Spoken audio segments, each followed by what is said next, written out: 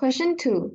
The diagram below shows triangle XYZ with VX equals to 10 cm, XY equals to 12 cm, and YZ equals to 14 cm.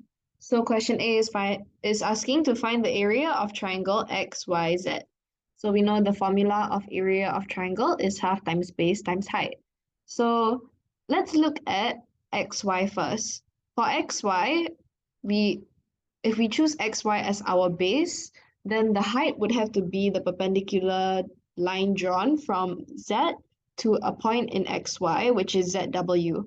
But we do not know the length of ZW, so we wouldn't use XY as the base.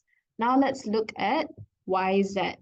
So if YZ is our base, then the height would be the perpendicular line drawn from X to a point on YZ.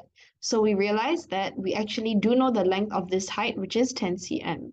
So the area would be half times YZ times Vx, and this gives us half times 14 cm times 10 cm, which is equals to 70 cm square. So that is your area. Now let's look at part B. Find the length of ZW. So as mentioned just now, ZW is actually the height of the triangle if XY is chosen as the base.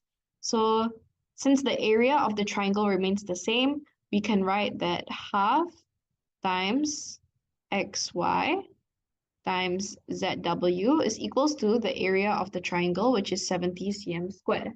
So ZW would be 70 cm square divided by half times XY, which is 12 cm. And this would give us 11, 2 out of 3 cm. So that is your final answer.